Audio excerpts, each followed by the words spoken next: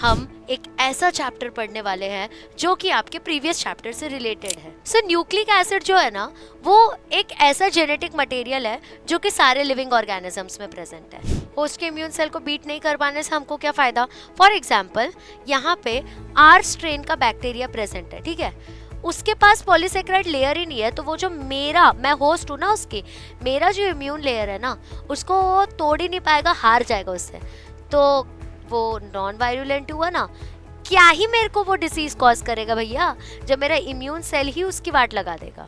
Hello everyone, मैं आपकी दोस्त और होस्ट आपका इस ब्यूटीफुल से सेशन में स्वागत करती है। तो आज हम एक ऐसा चैप्टर पढ़ने वाले हैं जो कि आपके प्रीवियस चैप्टर से रिलेटेड है। हमने लास्ट चैप्टर में principles of inheritance and variation पढ़ा था। अब इस चैप्टर में हम देखने वाले हैं कि जितना हमने इनहेरिटेंस पढ़ा उसका एग्जैक्टली केमिस्ट्री लेवल पे या मॉलिक्यूलर लेवल पे क्या फंडा है। तो ये जेनेटिक्स का एक बहुत इम्पॉर्टेंट टॉपिक है जिसके वजह से आपको पूरे संसार का केमिस्ट्री समझ जाएगा। तो क्या आप सब रेडी हैं इस जेनेटिक्स के समुद्र में गोते लगाने के लिए? तो चलो शुरू करते हैं हमारा आज का ब्यूटीफुल सा chapter which is molecular basis of inheritance. I will try my best कि ये चैप्टर को जितना कम टाइम में मैं आप लोगों के लिए बना सकूं, मैं उतना कम टाइम में बनाऊं, क्योंकि आई नो आपके पास टाइम बहुत कम बाकी है। तो जितना जल्दी आप रिवाइज कर लेंगे उतना ज़्यादा आप स्कोर करेंगे। ट्रस्ट मी, ये चैप्टर इतना ज़्यादा स्कोरिंग है कि अपने बोर्ड में तो आने ही वाला है इसके थ्रू। बट अगर आप नीट और सीईटी के भी पर्सपेक्टिव से देखो ना, तो आने वाले 10 साल में अप्रॉक्सीमेटली 100 एमसीक्यूज इस अकेले चैप्टर ने लाया है। ये चैप्टर के अंदर में आप लोगों को एग्जैक्टली समझ आएगा कि डीएनए डिस्कवर कैसे हुआ, क्यों डीएनए को इतना इंपॉर्टेंस दिया, क्यों डीएनए को ही जेनेटिक मटेरियल कंसिडर किया। तो जो हमने लास्ट टाइम लर्निंग किया था उसके एप्लीकेशन का समय आ चुका है। And I am damn sure कि आप लोगों ने वो पूरा चैप्टर एकदम अच्छे से पढ़ लिया है। अगर नहीं पढ़ा है तो जाके फटाक से वन शॉट को देख लो सो दैट आपको समझ जाए कि वो चैप्टर है क्या, तब ये 4th चैप्टर पे आना।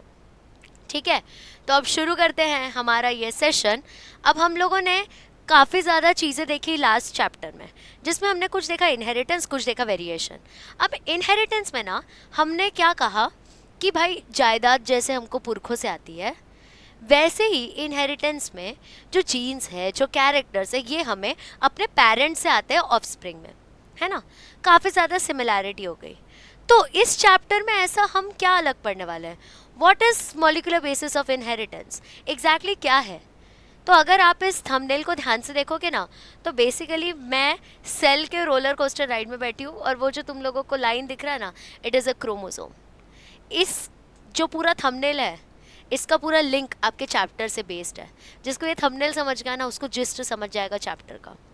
अच्छा, तो सिर्फ बाय द वे मैं बायोलॉजी के बच्चों के लिए भलाई का बात क्यों करूँ? मेरे पीसीएम वाले भी मेरे लिए बड़े इंपॉर्टेंट हैं, तो उन लोगों के लिए एक स्पेशल ऑफ़र भी है, वो भी बता देती हूँ मैं। ये एकलव्य टेस्ट सीरीज़ है। जैसे एकलव्य जी जो थे, उन्होंने एक आइडल माना अपने गुरु को, वो देख नहीं पा रहे थे अपने गुरु को, लेकिन उनकी एक स्मृति को समझ के उन्होंने ऐसा सीखा अपना धनुर्विद्या कि वो अर्जुन के भी ऊपर थे। उनका अंगूठा कटवाना पड़ा, इतने ज़्यादा वो बेस्ट थे। वैसे ही आप अपने गुरु को देख नहीं पा रहे हो, आप ये नहीं देख पा रहे हो कि कितने रातें लगी है ये टेस्ट सीरीज़ बनाने के लिए। बट आप अगर उनकी टीचिंग्स के थ्रू करते जाओगे ना, तो ये जो फर्स्ट फेज़ का जेई है, उसमें ही you will be very sure कि तुमको आईआईटी मिल चुका है। और देखो, वेदांतु क्या बिलीव करता है? कम से कम में बहुत ज़्यादा बच्चे पढ़ पाए।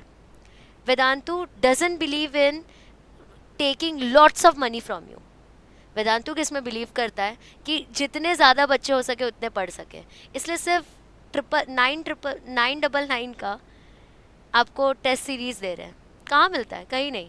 अब ये बहुत ज़्यादा लिमिटेड टाइम का ऑफ़र है, तो ये फटाफट से आप लोग बाय कर लो मेरे प्यारे पीसीएम के बच्चे। इन केस गलती से आ गए हो इस वीडियो पे, या तुम्हारा कोई फ्रेंड हो तो उसको सजेस्ट कर देना, ठीक है। तो चलो अब हम शुरू करते हैं हमारा ये चैप्टर। तो ये चैप्टर शुरू करने से पहले कुछ इंट्रोडक्शन वगैरह देख लेते हैं related to this. By the way, notes जो है ये बहुत गोल्डन नोट्स है। ये नोट्स जैसे ही आप ये वीडियो देखेंगे ना तो उसके डिस्क्रिप्शन में लेक्चर नोट्स करके लिखा रहेगा, ठीक है। तो उसके ऊपर जाके ये पीडीएफ डाउनलोड कर लेना। ट्रस्ट मी, ये पूरा पीडीएफ बनाने के लिए मुझे बहुत मेहनत लगी, क्योंकि ये ऐसा बनाना था ना मुझे कि 21 से 22 पेजेस में तुम्हारे सारा कंटेंट जो है, जो 4-5 घंटे का कंटेंट है, वो एक ही में आ जाए, ठीक है। तो ये बहुत इंपॉर्टेंट पीडीएफ है और मेरे साथ पढ़ते चलना है, देखो कितना अच्छा समझेगा, ठीक है। तो अब हम ना थोड़ा इंट्रोडक्शन समझते हैं। इंट्रोडक्शन के रिलेटेड अगर मैं देखूँ तो 1 मिनट, हाँ सर, न्यूक्लिक एसिड जो है ना वो एक ऐसा जेनेटिक मटेरियल है जो कि सारे लिविंग ऑर्गेनिजम्स में प्रेजेंट है ना।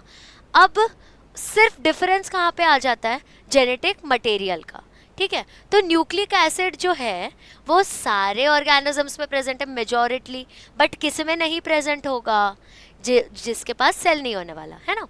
तो अब न्यूक्लिक एसिड के बारे में हमको समझ चुका है कि एग्जैक्टली वो है कि हम लास्ट लेक्चर से ही देखते आ रहे हैं, nucleic acid nucleic acid nucleic acid. तो ये एक ऐसा जेनेटिक मटेरियल है जो सारे लिविंग ऑर्गेनिजम्स में प्रेजेंट है, बट ज़्यादातर ऑर्गेनिजम्स के अंदर ना डीएनए प्रेजेंट होता है, यानी कि डीऑक्सी राइबोन्यूक्लिक एसिड, और कुछ ऑर्गेनिजम्स के अंदर में आरएनए प्रेजेंट होता है। अब डीएनए जो होता है ना वो ज़्यादा स्टेबल है, मतलब अगर ज़्यादा टाइम के लिए आपको रेप्लिकेट नहीं करना, ज़्यादा टाइम के लिए आपको इन्फॉर्मेशन स्टोर करके रखना है, तो डीएनए आपका जेनेटिक मटेरियल होना चाहिए। जैसे आपका भी जेनेटिक मटेरियल जो है वो डीएनए है, फिर मेरा भी जेनेटिक मटेरियल डीएनए है, बट वायरस का जेनेटिक मटेरियल डीएनए नहीं है, आरएनए है। इसीलिए तो कोविड के टाइम पे हम अगर गलती से रेप्लिकेट हो रहा है, ट्रांसफ़र हो रहा है वायरस का, तो सामने वाले के अंदर जो कोविड के स्ट्रेन्स मिल रहे थे ना, उसका आरएनए, उसका genetic coating was different from mine, क्योंकि आरएनए यार एकदम अनस्टेबल होता है, क्विकली अपना पूरा अपीयरेंस चेंज कर सकता है। तो तुमने उसका दवाई बनाया, इसका तो बनाया ही नहीं, वो वाला बात हो जाता है, ठीक है। तो it is more stable. Now RNA किस में मिलता है आपको, कुछ वायरसेस में मिलता है, जैसे कि बेस्ट एग्जाम्पल कोरोना वायरस, फिर टोबैको मोज़ैक वायरस, ठीक है, मतलब प्लांट में भी मिलता है, तो जो हमारे ह्यूमंस है या एनिमल्स है उनमें भी मिलता है, ठीक है। Now RNA is more reactive, जो चीज़ ज़्यादा रिएक्टिव होती है ना वो बहुत लेस स्टेबल होती है, ठीक है। तो ये इतनी रिएक्टिव है, फॉर एग्जांपल अगर इनकेस गलती से हमारे में प्राइमरी जेनेटिक मटेरियल आरएनए होता ना, तो अगर तुम आज गधे सो रहे हो तो कल घोड़े बन के आते हैं। मतलब मैं ये एक हाइपोथेसिस वे में आप लोगों को एक्सप्लेन कर रही हूँ कि इतना ज़्यादा रिएक्टिव एंड अनस्टेबल होता है, आपकी जेनेटिक इन्फॉर्मेशन ना स्टोर नहीं हो पाएगी अगर आपके अंदर RNA as a primary genetic material होता। अब न्यूक्लिक एसिड जो होता है ना उसको पॉलीन्यूक्लियोटाइड्स भी कहते हैं। अब पॉलीन्यूक्लियोटाइड्स क्यों कहते हैं, क्योंकि वो पॉलीमर्स हैं न्यूक्लियोटाइड्स के। पॉलीमर्स मतलब बहुत सारे न्यूक्लियोटाइड के जो पेयर्स है उसका चेन बनाना, जैसे प्लास्टिक जो होता है वो भी पॉलीमर होता है ना। तो वही हो गया आपका, न्यूक्लियोटाइड्स को आप लोग पॉलीन्यूक्लियोटाइड्स भी इसलिए कहते हैं क्योंकि उसका एक चेन बनता है, ठीक है। अब न्यूक्लियोटाइड्स जो है ना उसको मतलब न्यूक्लियोटाइड्स के अंदर 3 अलग टाइप की चीज़ें प्रेजेंट होती है। क्या क्या होता है, तो आपका नाइट्रोजनस बेसिस प्रेजेंट होता है, फिर फॉस्फोरिक एसिड यानी कि फॉस्फेट बॉन्ड प्रेजेंट होता है, और पेंटोज शुगर प्रेजेंट होता है, ठीक है। फॉस्फेट बॉन्ड मतलब जो ए और टी के बीच के अंदर आ जाएगा, वो वाले बॉन्ड्स की बात चल रही है, ठीक है। तो अगर मैं नाइट्रोजनस बेसिस का बात करूँ तो इसको प्यूरिन्स और पिरिमिडीन्स का बात कर रही हूँ मैं, मतलब AgCT, एडिनाइन, ग्वानाइन, फिर साइटोसाइन, थाइमाइन, उन दोनों के बीच की बात कर रही हूँ। तो वही आपकी नाइट्रोजनस बेसिस है, ठीक है। अब उनको जोड़े रखने के लिए कौन कहाँ हेल्प करता है, तो वो होता है अपना फॉस्फोरिक एसिड यानी कि फॉस्फेट बॉन्ड। अब पेंटोज शुगर, अगर आप लोग डीएनए के बैकबोन का बात करो ना तो उसमें आपको पेंटोज शुगर और नाइट्रोजनस बेसिस ही दिखता है। पेंटोज शुगर का शेप जो होता है वो कुछ ऐसे तरीके से रहेगा, मतलब ऐसा 5 वाला स्ट्रक्चर रहता है, ठीक है। पेंट है ना ये, तो 5 वाला स्ट्रक्चर रहेगा यहाँ पे। अब आगे देखते जाओ होता है क्या। हाँ, तो पेंटोज शुगर यानी कि राइबो शुगर इन आरएनए, क्योंकि ribo nucleic acid, and deoxy ribo sugar in DNA. समझ आई मेरी बात। तो इससे आपका डीएनए का बैकबोन बन रहा है। तो डीएनए और आरएनए काफ़ी ज़्यादा सिमिलर है। डिफरेंस क्या आता है कि डीएनए डबल स्ट्रैंडेड होता है तो आरएनए सिंगल स्ट्रैंडेड होता है।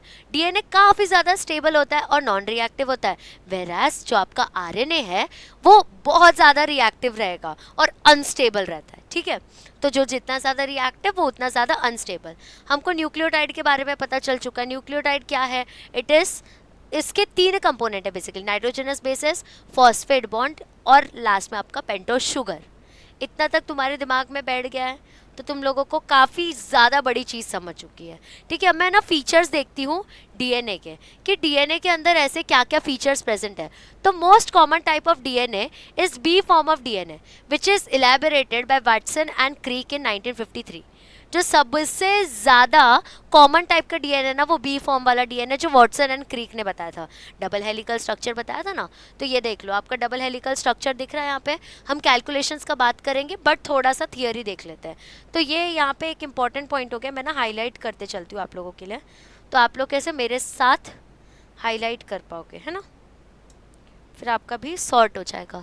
सो most common type of DNA क्या हो गया? B form of DNA. B form of DNA क्या हुआ? जो कि ज़्यादातर कॉमनली मिला जाता है, और ये डिस्कवर किसने किया था? ये डिस्कवर किया था वाटसन एंड क्रीक ने 1953 में।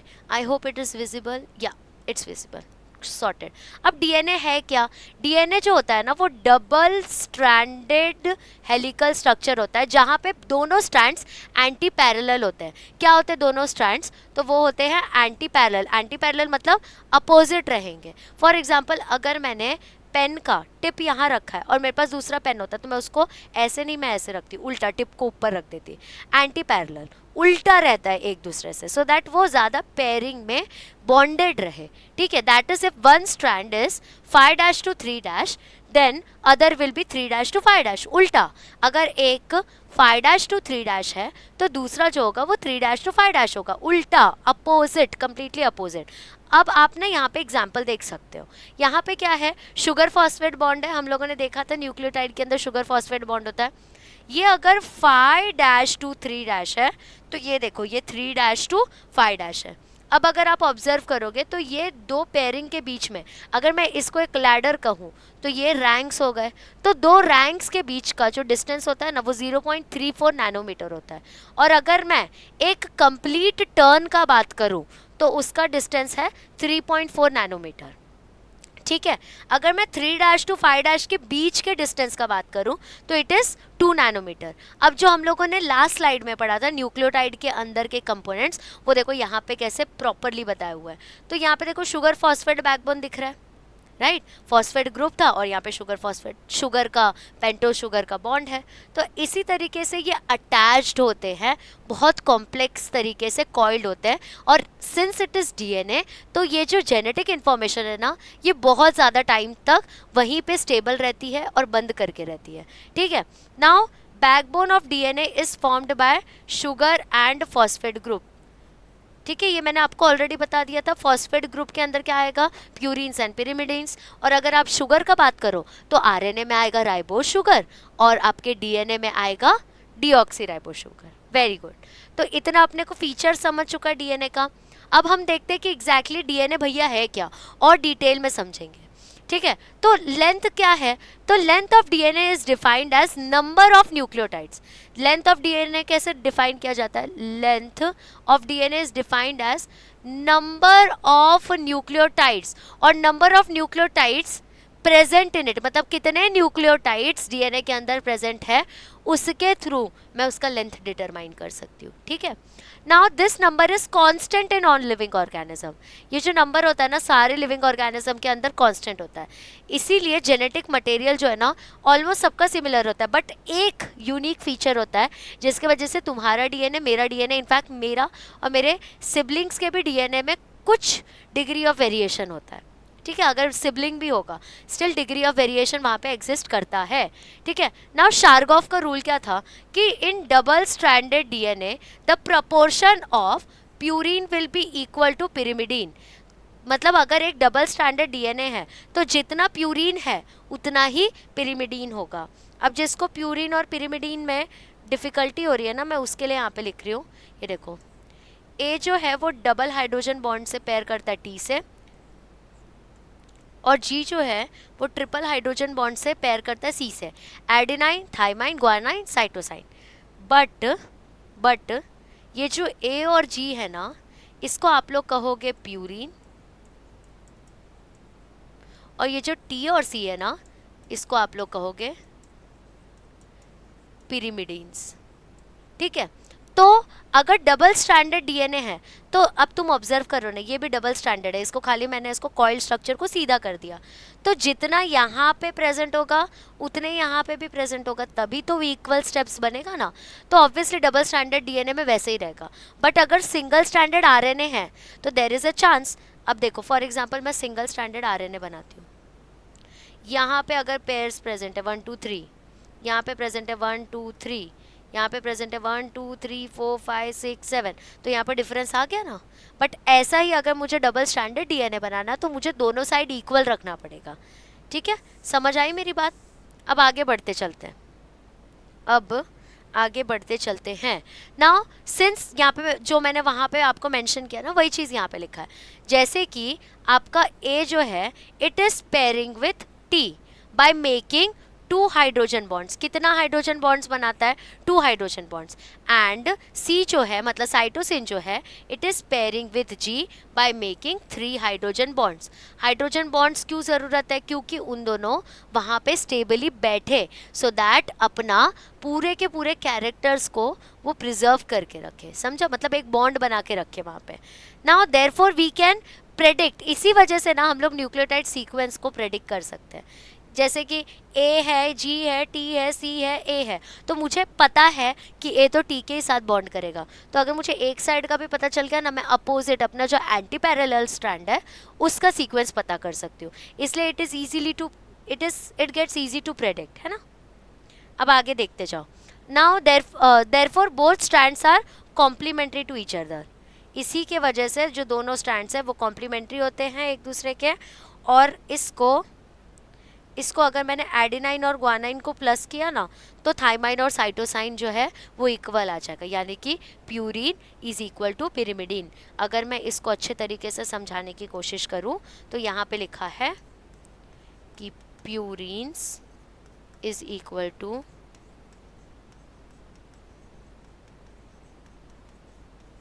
पिरिमिडीन्स। समझ आई मेरी बात? कोई भी दिक्कत, कोई भी परेशानी है? तो हमको इतना समझ गया डीएनए क्या है। अगर मैं इसको सबको एक साथ बताना चाहूँ तो डीएनए का लेंथ ना न्यूक्लियोटाइड के नंबर से डिटरमाइन होता है, इसके वजह से ज़्यादातर ऑर्गेनिज्म में सेम टाइप के नंबर होते हैं।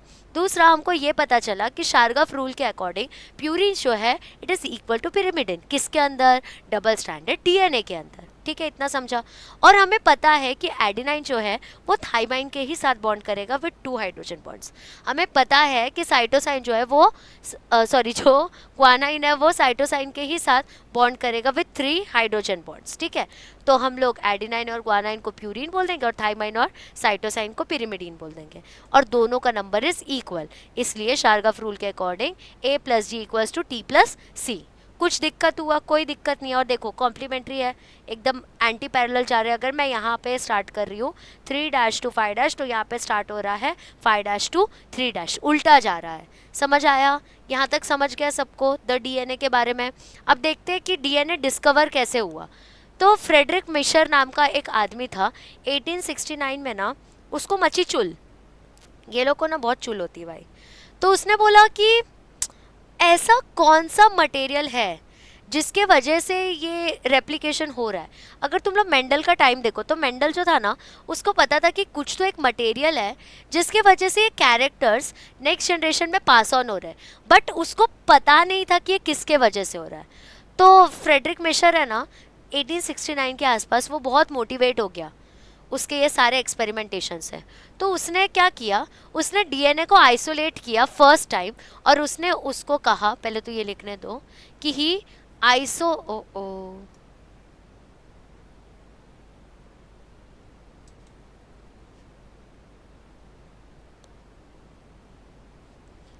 गड़बड़ घोटाला हो जाता है कभी कभी अपने साथ। हाँ, तो फ्रेडरिक मिशर जो था उन्होंने डीएनए को फर्स्ट टाइम आइसोलेटेड किया, निकाला, रिमूव किया सेल में से, और उन्होंने उसको न्यूक्लिन कहा।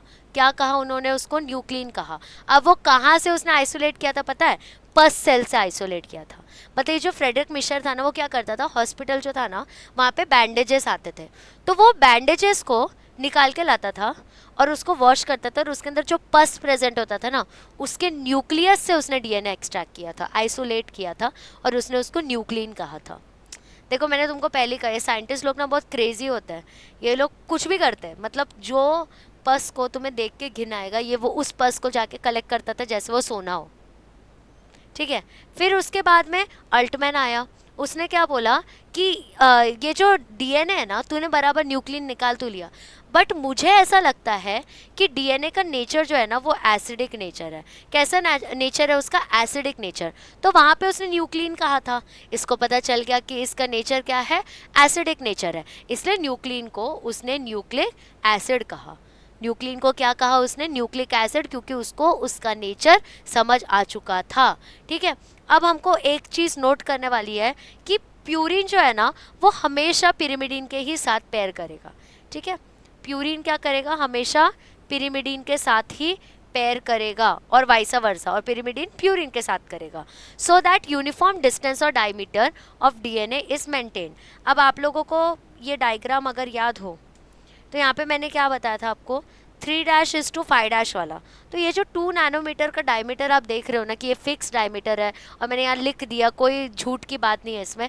ये क्यों है? क्योंकि हमेशा प्यूरिन पिरिमिडीन के साथ बॉन्ड कर रहा है और दोनों का नंबर इक्वल है, तो यहाँ पे कोई ब्लंडर का चांस होता ही नहीं है, समझ आए। और डायमीटर इसी के वजह से कांस्टेंट रहता है, so that the uniform distance is maintained. मैं जानबूझ के इंग्लिश में भी टर्म्स रिपीट कर रही हूँ क्योंकि पेपर में आप हिंदी में नहीं लिखोगे, है ना, क्वेश्चंस हिंदी में नहीं आएंगे, समझ आई बात। तो इसकी क्या होता है इसके वजह से? तो यूनिफॉर्म डिस्टेंस और डायमीटर जो होता है ना डीएनए का, वो मेंटेन रहता है, क्योंकि प्यूरिन हमेशा पिरिमिडीन के साथ ही बॉन्ड कर रहा है। Now 2 chains of DNA are coiled in right hand fashion. मतलब अब फॉर एग्जांपल मेरे को कॉइल करना है इसको, ठीक है, तो ये राइट हैंड जो है ना वो सबसे पहले राइट हैंड से स्टार्ट होता है ये कॉइलिंग होना, ठीक है। पता नहीं क्या कर रही हूँ, रामदेव बाबा लग रही हूँ, लेकिन ठीक है। 2 chains of DNA are coiled in right hand fashion. ये थोड़ी डीप बात है जो आपके टेक्स्ट बुक में नहीं है, बट आपको पता होनी चाहिए कौन से फैशन में ये लोग करते हैं। तो राइट हैंडेड फैशन में कॉइल करते हैं, समझ आई मेरी बात? इतना समझ गए अपने को। अब आगे बढ़ते हैं। अब हम लोग देखेंगे कि डीएनए का पैकेजिंग कैसे होता है और पैकेजिंग का ज़रूरत ही क्यों पड़ता है। तो चलो एक छोटा सा कैलकुलेशन करते हैं। जी हाँ, बायोलॉजी वालों को भी मैथ्स आता है। तो अगर मैं लेंथ ऑफ डीएनए देखूँ एक ह्यूमन सेल में, तो पहले ना मुझे नाइट्रोजनस बेसिस के बीच का डिस्टेंस फाइंड करना पड़ेगा, यानी कि एडिनाइन ग्वानाइन, थाइमाइन साइटोसाइन, इन दोनों के बीच में कितना डिस्टेंस पड़ रहा है। अब उसने बोला था हमेशा उसी के साथ पेयर कर रहा है ना, तो हमने वो डिस्टेंस पता किया। उसके बाद में वो डिस्टेंस कितना था पता है? 0.34 इंटू 10⁻⁻⁹, ठीक है। अब मैंने जितने टोटल नाइट्रोजनस बेसिस थे ना पूरे एक सेल में वो फाइंड किया, तो उससे मुझे पता चला इट इज़ 6.6 इंटू 10⁻⁹। मतलब बहुत बड़ा डिफरेंस आ गया। ये -9 है और वो 9 है, ठीक है। मतलब ये डिवाइड में तो वो मल्टीप्लाई में, ठीक है। तो अगर मैं इसको कैलकुलेट करूँ और अगर तुमको बेसिक कैलकुलेशन आता है तो 10⁻⁻⁹ और 10⁻⁹ कैंसिल हो जाता है, और अगर तुम 0.34 और 6.6 को मल्टीप्लाई करोगे ना तो आपका आंसर आ जाता है 2.2 मीटर्स। मतलब हवाबाजी का बात नहीं करने का, डायरेक्टली अपने को पता रहना चाहिए। तो इससे हमको पता है क्या पता चला कि लेंथ कितना है डीएनए का, लेंथ कितना है डीएनए का एक ह्यूमन सेल में, तो इट इज़ अप्रॉक्सीमेटली 2.2 मीटर्स। अब एक बात बताओ, क्या आपको सेल आपके नेकेड आई से विजिबल है? सोचो, जो चीज़ तुम्हें दिख नहीं रही, ये 2.2 मीटर बड़ा डीएनए उसके न्यूक्लियस में छुपा है। कैसे पॉसिबल है यार? मतलब मेरे को तो पैकेजिंग की ज़रूरत पड़ेगी ना। फॉर एग्जांपल तुम चले जाओ मेरे घर, वहाँ पे तुम मेरा वार्डरोब खोल लो, नहीं तुम्हारे मुंह पे 2-3 टॉप्स उतर के ऐसे गिर गए ना तो मेरी मम्मी मेरा नाम चेंज कर देगी, सच्ची बता रही हूँ। मतलब मैं ऐसे वार्डरोब खोलती हूँ जो मैंने लाया वैसे ट्रक करके बंद। तो वैसे थोड़ी चलता है, मास्टर मॉलिक्यूल है, बाप है ये, ऐसे तुम उसको डिसरिस्पेक्ट नहीं कर सकते। तो तुम्हें क्या करना पड़ेगा, इसको प्रॉपरली पैकेज करना पड़ेगा। फॉर एग्जाम्पल अगर तुम ज़ारा के शोरूम में गए और वहाँ पे से तुम्हें, ज़ारा का शोरूम है, ठीक है, वहाँ पे तुमने अगर सरोजनी नगर का भी कपड़ा डाल दिया, स्टिल वो लगेगा ना कि नहीं यार ज़ारा का ही होगा, क्योंकि वो जगह वैसा है, उसका पैकेजिंग वैसा रखा है। बट अगर ज़ारा का भी कपड़ा है और वो ठेले पे बिक रहा है तो तुम लोगे क्या, उतना प्राइस दोगे क्या 3-4 हज़ार? तो ये इतना बड़ा मॉलिक्यूल है, उसको ऐसे ही राधा मैम की तरह आप बंद करके नहीं रख सकते, उसका पैकेजिंग करना पड़ेगा। और तुम सेल का लेंथ इमेजिन नहीं कर सकते, मतलब इतना छोटा है, नेकेड आई से विजिबल नहीं, उसके अंदर न्यूक्लियस और छोटा, लेकिन 2.5 मीटर, अप्रोक्सीमेटली 2.5 मीटर तो आप इमेजिन कर सकते हो। तो वो कैसे एडजस्ट किया, तो प्रॉपरली हम लोग इसको सीखेंगे, फोल्डिंग करेंगे कैसे हुआ वो देखो। तो देयरफॉर पैकेजिंग इज नीडेड कि डीएनए को हम लोग वहाँ पे फिट कर सके। अब प्रोकैरियोट सेल जैसे कि ई कोलाई का बात करूँ, तो जो नेगेटिवली चार्ज्ड डीएनए होता है ना, जो नेगेटिवली चार्ज्ड डीएनए होता है ना, अब उसको हम लोग पॉजिटिवली चार्ज्ड प्रोटीन के साथ यानी कि न्यूक्लियोइड के साथ रैप करते हैं। समझ आया मैंने क्या किया? मेरा प्रोकैरियोट जो होता है ना, प्रोकैरियोटिक सेल, उसके पास ना नेगेटिवली चार्ज डीएनए होता है। तो नेगेटिवली चार्ज डीएनए स्टेबल रहना चाहिए, इसलिए मैं पॉजिटिवली चार्ज्ड न्यूक्लियोइड को लेती हूँ और उसको रैप करती हूँ। जब मैं ये रैप करती हूँ तो एक टर्म बनता है जिसका नाम होता है न्यूक्लियोसोम।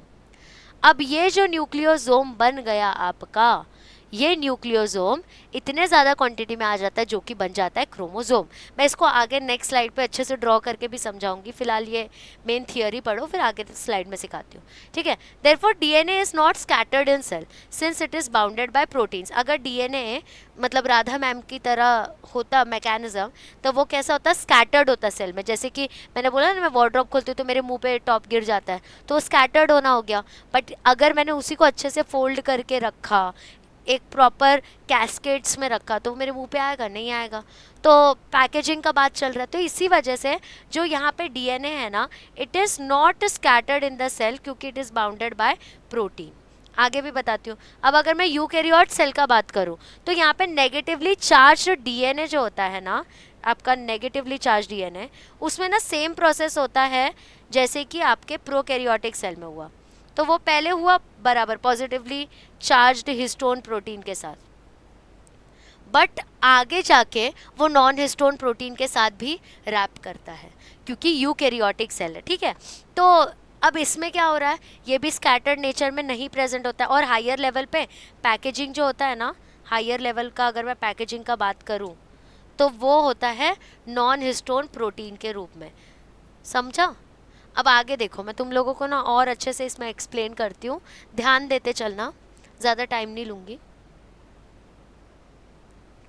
अगर मैं एक सेल का बात करूँ, ठीक है, अगर मैं सिर्फ एक सेल का बात करूँ, तो for example this is my cell, इसके अंदर है न्यूक्लियस और इसके अंदर है आपका डीएनए, और मुझे ये 2.2 मीटर लॉन्ग डीएनए इसके अंदर एडजस्ट करना है। अब मैं करूँ क्या? तो ना मैं लूँगी डीएनए को, ठीक है, मैंने लिया डीएनए और इसको मैं हिस्टोन प्रोटीन, जो ऑक्टामर्स होते हैं ना हिस्टोन प्रोटीन के, उसके साथ रैप कर दूंगी। मान लो ये हिस्टोन प्रोटीन है, ठीक है, मैंने उसके साथ रैप कर दिया और अब जाके ना ये जो स्ट्रक्चर है ना, ये बन गया न्यूक्लियोसोम। और जब बहुत सारे न्यूक्लियोसोम बनते हैं ना, तो पता है क्या बनाते हैं? क्रोमोसोम। बट यूकैरियोटिक सेल में एक डिफरेंस क्या आता है, एक बेसिक डिफरेंस आता है कि सेम प्रोसीजर ऐसे ही होगा, बट बाद में नॉन हिस्टोन प्रोटीन के साथ भी वो बाइंड करता है। तो डीएनए चाहे प्रोकैरियोटिक सेल में हो चाहे यूकैरियोटिक सेल में हो, कभी भी स्कैटर्ड फॉर्म में आपको नहीं मिलेगा, ठीक है। तो आपको ना एक बार एमसीक्यू आ चुका है। क्या एमसीक्यू आया था पता है? कि डीएनए प्लस हिस्टोन प्रोटीन का ऑक्टामर प्लस हिस्टोन प्रोटीन का octamer is equal to what? So it is equal to nucleosome, ठीक है। और एक बार आया था कि हायरार्की बताओ, ज़्यादा बड़ा कौन सा है? सेल बड़ा, सॉरी, जीन्स बड़ा है, डीएनए बड़ा है, क्रोमोसोम बड़ा है, क्या बड़ा है एग्जैक्टली? तो तुम ऑब्जर्व करोगे सबसे बड़ा यहाँ पे क्रोमोसोम है, क्योंकि वो हाईली कॉइल्ड स्ट्रक्चर है। ये देखो, ये आपके क्रोमोसोम का स्ट्रक्चर है और ये हाईली कॉइल्ड स्ट्रक्चर जिसके अंदर से जेनेटिक मटेरियल यानी कि डीएनए बाहर आ रहा है, ठीक है। तो बाद में अगर मैं जीन का बात करूँ तो वो तो सिर्फ एक पर्टिकुलर छोटा सा सेगमेंट है जो कि अपने आप को एक्सप्रेस करने की कैपेसिटी रखता है। तो सबसे बड़ा क्या हो गया आपका क्रोमोसोम, फिर आ गया आपका न्यूक्लियोसोम, फिर आ गया आपका डीएनए, फिर आ गया आपका जीन। समझ आया? तो ऐसे हायरार्की वाला क्वेश्चन आया था आपको, मतलब आपको बताना था हु इज़ बिगर देन हुम, तो वो पता रहना चाहिए। अब ना ये सब हुआ, लेकिन अब उन लोगों ने सोचा कि यार पास ऑन तो हो रहा है, सही बात है, लेकिन जेनेटिक मटेरियल है कौन सा? शायद आरएनए होगा या डीएनए है, नहीं प्रोटीन होगा। तो ऐसे नहीं, लोग बहुत कंफ्यूज थे, और किसी एक ने बोला कि डीएनए है तो मैं क्यों मानूं, ऐसे तो उसको नोबेल प्राइज़ मिल जाएगा। अपने यहाँ कितना कंपटीशन होता है कि उसने, उस इन्फ्लुएंसर ने ऐसा क्यों बोला, चलो मैं भी इन्फ्लुएंसर बनता हूँ, मैं कुछ अलग करता हूँ। तो वैसा अपने अंदर रहता है, इसने ऐसा कैसे बोला, मैं ऐसा करता हूँ, वैसा वाला सीन। तो ग्रिफिथ ने एक ऐसा एक्सपेरिमेंट किया जिसको बाद में उसको ट्रांसफॉर्मेशन प्रिंसिपल का नाम देना पड़ा। और ये इतना ब्यूटीफुल ट्रांसफॉर्मेशन है ना, जो तुम्हारे इंस्टाग्राम के रील्स पे भी नहीं दिखता। फटाक से अपन पहले पानी पी लें, फिर हम लोग आगे कंटिन्यू करेंगे, क्योंकि अभी 2-3 एक्सपेरिमेंट्स आएंगे जिसमें तुम्हें तुम्हारा दिमाग बड़ा अच्छे से यूज़ करना है। तुम लोग भी पानी पी लो।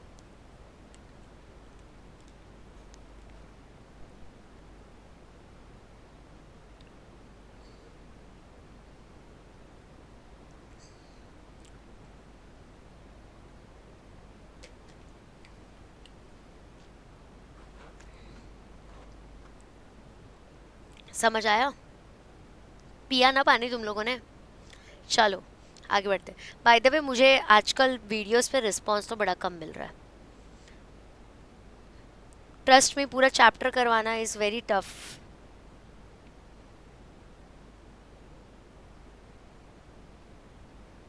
मतलब इतना सारा पीपीटीज बनाना है ऑल, तो आप लोगों को सिर्फ और सिर्फ इतना ही करना है कि उससे पढ़ना है और रिस्पॉन्ड प्रॉपर करना है, वो भी नहीं कर सकते। बड़ी बुरी बात है यार, बड़े सेल्फिश हो फिर तुम लोग। ठीक है चलो कोई ना, मत करो, एटलीस्ट पढ़ रहे हो, मेरे लिए वही मैटर करता है।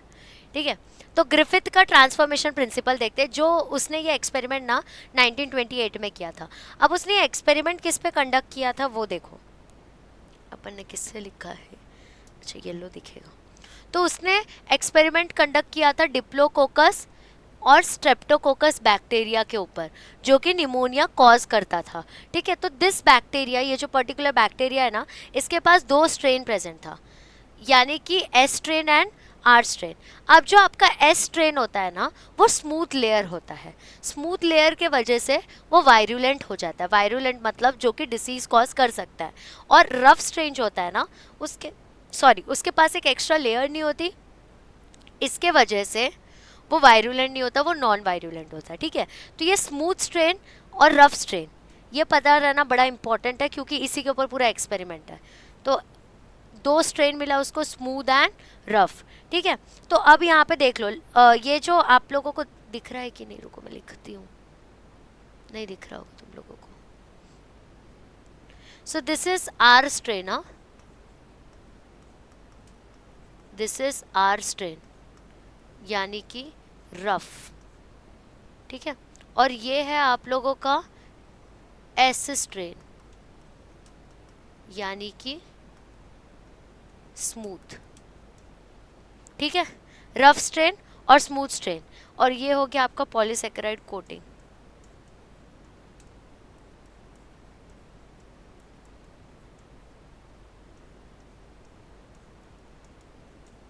ठीक है, अब सब विजिबल है।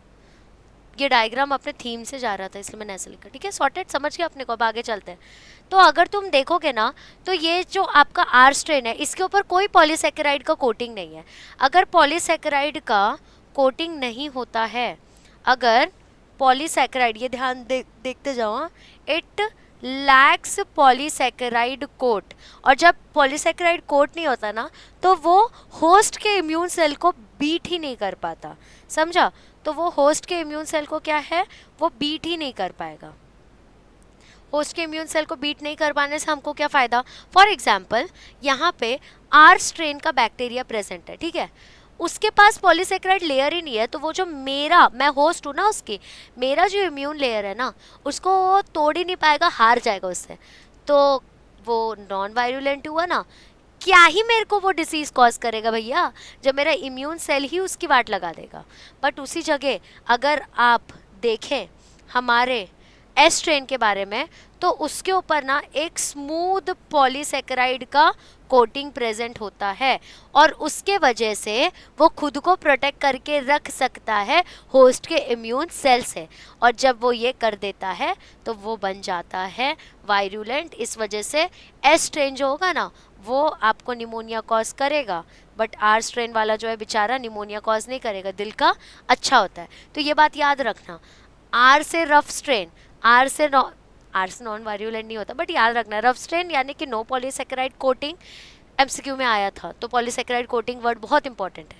अगर आर स्ट्रेन है मतलब पॉलीसेकेराइड कोटिंग नहीं है, अगर पॉलीसेकेराइड कोटिंग नहीं है मतलब कि होस्ट के इम्यून सेल को बीट नहीं कर पाएगा, अगर बीट नहीं कर पाएगा तो मेरे को निमोनिया कॉज वो कर ही नहीं पाएगा, मेरा होस्ट सेल उसको अंदर आने ही नहीं देगा। बट उसी जगह अगर मैं एस स्ट्रेन का बात करूं तो उसके ऊपर एक पॉलीसेकेराइड का कोटिंग है, उसके वजह से वो होस्ट के इम्यून सेल को बीट कर पाता है, इसके वजह से वो वायरुलेंट होता है। ठीक है, अब आगे बढ़ते हैं। तो उसका ट्रांसफॉर्मेशन प्रिंसिपल था कैसा वो देखो। तो ना उसने जिंदा एस स्ट्रेन का बैक्टीरिया लिया, ठीक है, मतलब वायरुलेंट स्मूथ है पॉलीसेकेराइड कोटिंग, और उसने ना चूहे के अंदर डाला, तो चूहे को निमोनिया हो गया, चूहा मर गया। फिर उसने ना आर स्ट्रेन डाला, नॉन वायरुलेंट होता है, जिंदा ही डाल दिया, क्या होगा, वो तो इसके इम्यून सेल से जीत ही नहीं पाएगा, तो ना चूहा सच में जिंदा रहा। ठीक है, अब उसने क्या किया, हीट किल किया एस स्ट्रेन को, है तो वो माइक्रो ऑर्गेनिज्म ही, माइक्रो ऑर्गेनिज्म जो होता है उसको हीट किया ना तो वो मर जाता है, तो वो किया तो और इंजेक्ट किया ना चूहे के अंदर, चूहा जिंदा रह गया। बट उसने क्या किया, उसने बोला चल अब मिक्स करते हैं, उसने जिंदा आर स्ट्रेन लिया, उसने जिंदा आर स्ट्रेन लिया जिसके पास पॉलीसेकेराइड कोटिंग नहीं था, और डेड एस स्ट्रेन लिया जो कि जिसके पॉलीसेकेराइड कोटिंग को हमने तोड़ दिया था, और जब उसको माउस को इंजेक्ट किया, क्या होना चाहिए था, बेसिकली बचना चाहिए था ना, क्योंकि एस स्ट्रेन डिसीज कॉज करता है, आर स्ट्रेन तो वैसे भी नहीं करता, बट यहाँ पे चूहा मर जाता है। तो भाई लोगों को टेंशन हो गया, ऐसा कैसा, अपने थियोरी के अकॉर्डिंग वो भी मरना चाहिए था। तो यहाँ पे ना ट्रांसफॉर्मेशन हुआ। ट्रांसफॉर्मेशन क्या हुआ कि जो एस स्ट्रेन था ना उसका जो क्वालिटी था, जो वायरुलेंसी था, वो जाके घुस गया लिविंग आर स्ट्रेन में, और उसने नॉन वायरुलेंट आर स्ट्रेन को एक वायरुलेंट एस स्ट्रेन बना दिया। So that was the transforming principle, that was the transforming principle. फिर से बताती हूँ, इतना इजी एक्सप्लेनेशन ग्रिफिथ एक्सपेरिमेंट का कहीं ढूंढ के तो दिखाओ। क्या किया मैंने एस स्ट्रेन लिया जो कि स्मूथ वाला बैक्टीरिया होता है, समझ आई बात, मैंने चूहे में डाला, चूहा मर गया। अब आर स्ट्रेन लिया जिंदा वाला, उसमें तो पॉलीसेकेराइड कोटिंग ही नहीं होती, चूहा जिंदा है। अब मैंने क्या किया, एस स्ट्रेन को हीट किल किया, फिर चूहा जिंदा है। अब मैंने मिक्स किया, मरा हुआ एस स्ट्रेन बट जिंदा आर स्ट्रेन, तो एस स्ट्रेन ने सामने वाले को वायरुलेंट बना दिया, उसको ट्रांसफॉर्म कर दिया। यही तो है आपका ट्रांसफॉर्मिंग प्रिंसिपल। अब आगे देखो हुआ क्या क्या था, रिजल्ट क्या क्या है वो ध्यान देना। तो रिजल्ट में in the fourth case about table was unusual, अलग ही बात हो गई ना, मरना नहीं चाहिए था, as both heat killed S strain and R strain are non virulent, but still mice die and live S strain bacteriums are recovered from the heart of the mice. अब पता क्या किया गया पता है, जब उनने देखा कि यार मतलब चूहा तो मरना नहीं चाहिए था क्योंकि दोनों नॉन वायरुलेंट हो गए थे, तो मरा क्यों, बाद में पता चला कि चूहे के हार्ट के अंदर जिंदा एस स्ट्रेन के बैक्टीरियाज मिले थे, मतलब उसने जिंदा आर स्ट्रेन को ट्रांसफॉर्म किया था। ये इसका बहुत बड़ा बात है।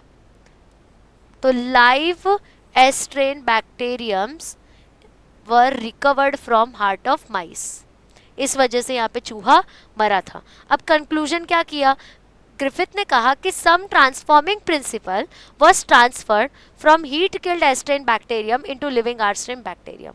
मतलब बेसिकली यहाँ पे क्या हुआ, कुछ तो एक अलग सा प्रिंसिपल यहाँ पे फॉलो हुआ है जिसके वजह से जो मरा हुआ एस स्ट्रेन था ना उसने आर स्ट्रेन के अंदर घुस के उसको वायरुलेंट बना दिया।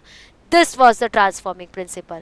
तो इस वजह से आर स्ट्रेन बैक्टीरिया जो है it got transformed into S strain and become virulent, जो कि मैंने आपको लास्ट ही स्लाइड में बता दिया था। इसकी वजह से क्या हुआ, आर स्ट्रेन बैक्टीरिया जो था it got transformed to S strain bacteria and it become virulent.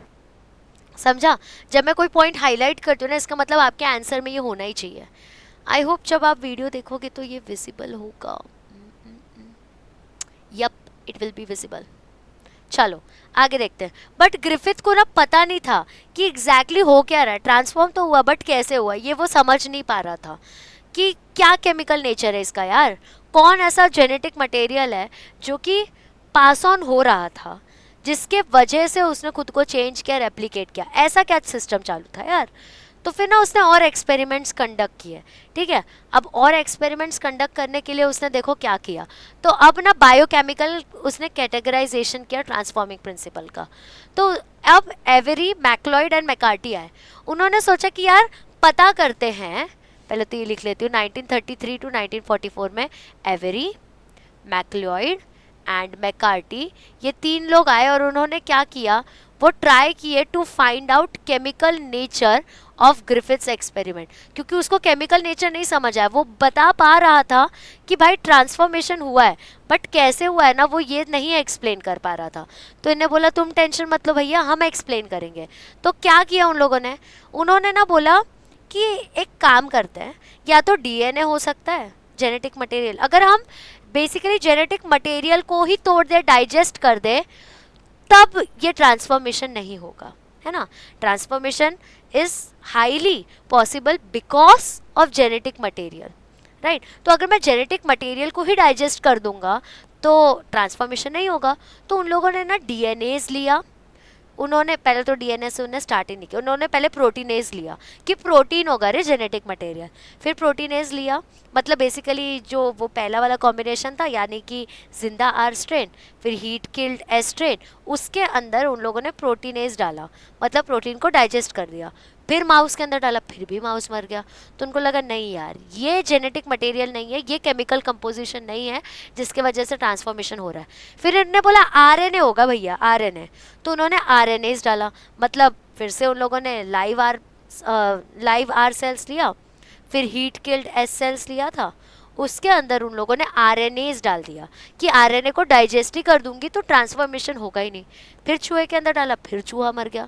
फिर कंफ्यूज हो गए वो लोग कि भैया हो क्या रहा है। तो वो लोग बोलते नहीं नहीं भैया डीएनए चेक करते हैं, लास्ट वार्निंग दे दो मुझे, लास्ट देखते हैं अपन। तो फिर उन लोगों ने फिर से एस स्ट्रेन लिया मरा हुआ, फिर से जिंदा आर स्ट्रेन लिया, बोले चल यार डीएनएस डाल के देख ही लेता हूँ, और चूहे के अंदर डाल ही देता हूँ। फिर देखा कि भैया चूहा तो जिंदा निकला, यानी कि जेनेटिक मटेरियल मेरा कौन सा है भैया, डीएनए। बट इन लोगों ने बोल दिया, साइंटिस्ट लोग मान जाएंगे? बिल्कुल नहीं, बड़े दुष्ट होते हैं। देखो क्या क्या इसमें अब इम्पोर्टेंट पॉइंट है। तो to check what chemical transforms R cell to S cell, Avery and her colleagues purified various chemicals like protein, DNA and RNA from कौन सा स्ट्रेन, तो हीट किल्ड एस सेल्स यानी कि स्ट्रेन से।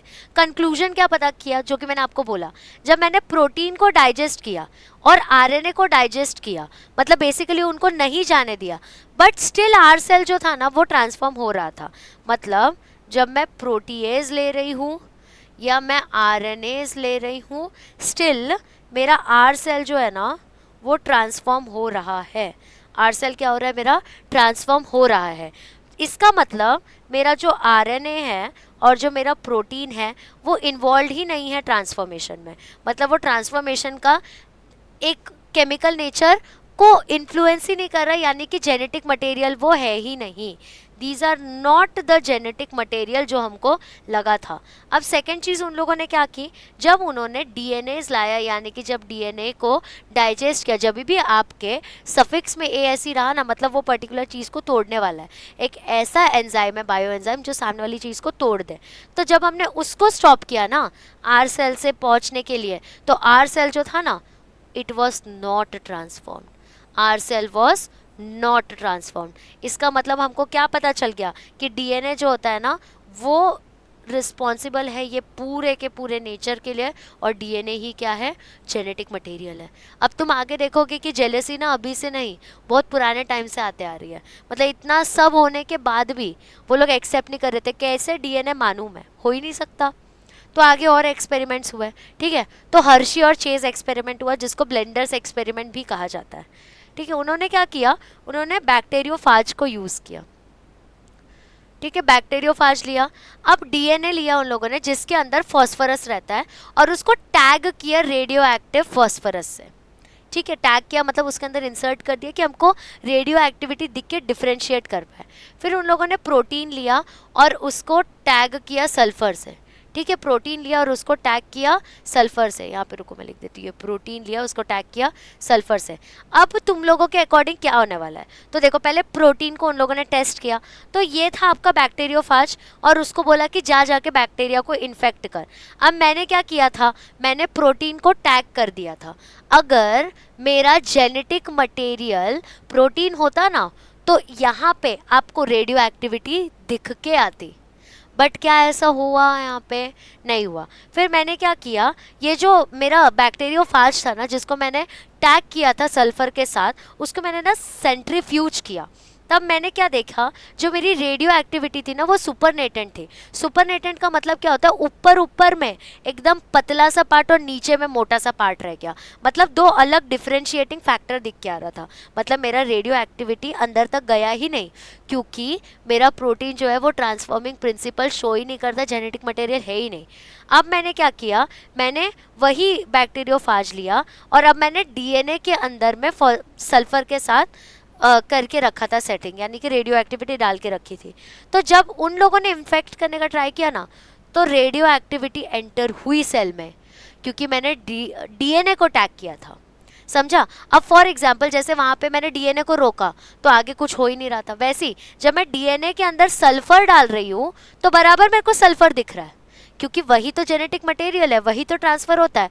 But जब मैं प्रोटीन के अंदर डाल रही थी तब वो रेडियो एक्टिविटी पास ऑन नहीं हो रहा था, क्योंकि वो जेनेटिक मटेरियल है ही नहीं, तो पास कैसे करेगा, ठीक है। फिर उन लोगों ने क्या किया कि चलो अब हम ना उल्टा करके देखते हैं। तो उन लोगों ने उस फाज को फॉस्फोरस में डाला, मतलब जिसको प्रोटीन के साथ टैग किया था ना उसको फॉस्फोरस में डाला, सेंट्रीफ्यूज किया, बट रेडियो एक्टिविटी जो था ना वो पैलेट था। पैलेट मतलब पूरा एकदम यूनिफॉर्म तरीके से मिक्स हुआ था। इसको अगर एकदम अच्छे फंडे में मैं समझाऊँ, फॉर एग्जाम्पल अगर मैंने एक चिन्ह बना दिया डीएनए के ऊपर जो कि सल्फर का चिन्ह है, तो वो आगे जाके जो जीन्स पास ऑन करेगा, अगर वो जेनेटिक मटेरियल है तो बाद में भी क्या दिखाएगा, वो सल्फर का टैग दिखाएगा, राइट। इसलिए रेडियो एक्टिविटी उधर दिख रही थी क्योंकि वो जेनेटिक मटेरियल है। बट प्रोटीन के केस में भले तुम उसको फॉस्फोरस से क्यों ना कर दो, अगर वो जेनेटिक मटेरियल है ही नहीं तो पास ऑन थोड़ी ना कर सकता है वो, इसके वजह से फॉस्फोरस दिखा ही नहीं। फिर उन लोगों ने बोला क्या पता कुछ फॉस्फोरस और सल्फर का दिक्कत हो, तो उन लोगों ने अल्टर चेंज किया। ये जो हर्शी और चेस था ना, उन लोगों ने अल्टर चेंज किया और बोला कि चलो इसको सल्फर के अंदर डाल के देखते हैं। सल्फर के अंदर डाल के देखो तो सुपरनेटेंट दिख रहा है, मतलब ऊपर ऊपर में एक अलग रेसिड्यू, नीचे में एक अलग रेसिड्यू, मतलब मिक्स नहीं हो रहा है। मिक्स नहीं होने का मतलब पास ऑन नहीं हो रहा। बट यहाँ पे सेंट्रीफ्यूज जब किया हमने अपोजिट रेडियो एक्टिविटी में, स्टिल वो एक ऐसे तरीके का लेयर बना जो कि एक समान लग रहा है। अब जब तुम्हें अपने डैड से फॉर एग्जांपल आईज मिला है और मॉम से फेशियल फीचर्स कुछ मिला है, तो ऐसा अलग दिख के आता है क्या? नहीं ना, क्योंकि जेनेटिक मटेरियल है, तुम कुछ भी कर लो, किधर भी डाल लो, अगर डीएनए जेनेटिक मटेरियल है तो वो आगे पास ऑन होगा ही। इसके थ्रू कंक्लूड किया गया कि DNA is the genetic material. अब ना कुछ प्रॉपर्टीज़ होते हैं जेनेटिक मटेरियल के, वो देखना है, ठीक है। बड़ा इम्पॉर्टेंट सा ये चार्ट है, इस चार्ट के थ्रू ना आपको सब चीज़ें समझ जाएंगी, तो थोड़ा सा ध्यान देना, ठीक है। तो प्रॉपर्टीज ऑफ जेनेटिक मटेरियल अब हम देखते हैं। तो it shall be able to replicate itself and can make their own copies. मतलब बेसिकली हम लोग देखेंगे कि डीएनए और आरएनए ये कैरेक्टर्स फॉलो कर सकते हैं क्या। तो देखो एक बात बताओ, एक कैरेक्टर है कि खुद को रेप्लिकेट करके खुद की कॉपीज बना सकते हैं, तो यस डीएनए और आरएनए दोनों ये काम कर सकते हैं, कोई दिक्कत नहीं, दोनों रेप्लिकेट कर सकते हैं, दोनों कॉपीज बना सकते हैं। फिर shall be chemically and structurally stable. अब मैंने आपको पहले ही बोल दिया था डीएनए जो होता है वो ज़्यादा स्टेबल होता है क्योंकि लेस रिएक्टिव है, बट आरएनए जो है it is more reactive and more unstable. तो यहाँ पे सिर्फ एक अलग बात हो गई, इसलिए इसको कंक्लूड करने के लिए मैंने लिखा DNA is more stable then RNA. अब देखो शैल प्रोवाइड स्कोप फॉर म्यूटेशन, मतलब अनयूजुअल चेंजेस। तो जो आपका आरएनए है ना उसका म्यूटेशन रेट हायर होगा क्योंकि ज़्यादा रिएक्टिव है देन डीएनए, उसका म्यूटेशन रेट थोड़ा कम होता है, ठीक है। Now shall be able to express itself in the form of Mendelian factors, that is they shall make proteins. तो डीएनए जो, ओहो आपको दिखेगा कि नहीं यहाँ पे,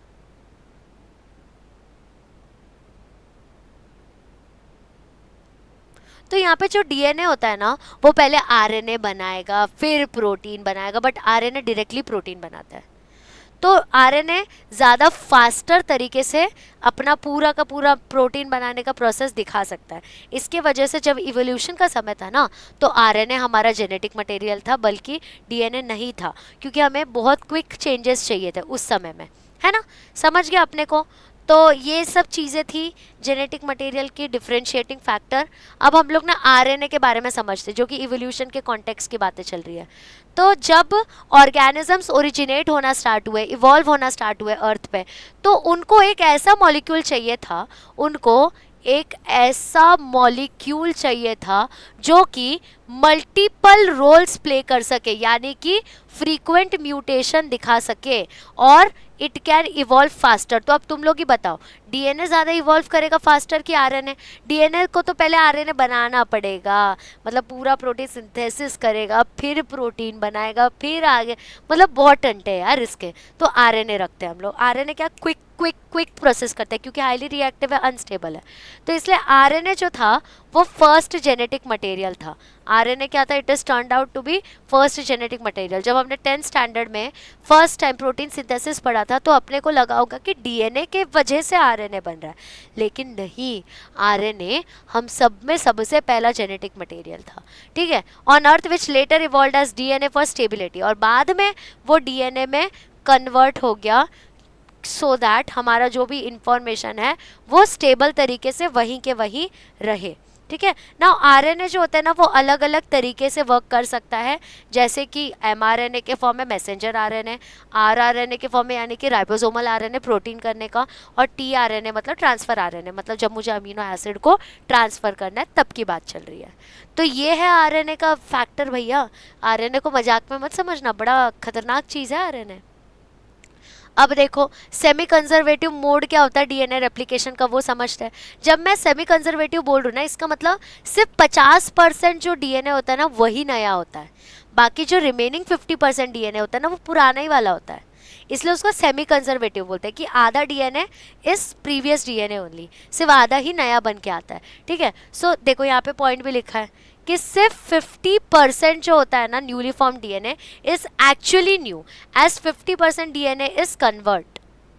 देखो ये 50% न्यू है और 50% जो है ना डीएनए वो कंजर्व किया हुआ है, मतलब पुराना डीएनए वाला है, ठीक है। So both DNA strand separates and act as a template for replication.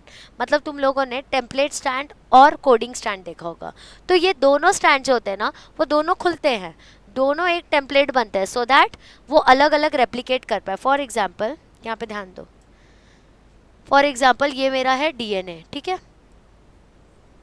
तो जब ये खुलेगा ना, जब ये खुलेगा तो ये ऐसे खुलेगा कि ये भी खुल रहा है और ये भी खुल रहा है, सो दैट ये भी आधा बचे और ये भी आधा बचे, और यहाँ पे नया नया आके एक दो डीएनए का फॉर्मेट बन जाए।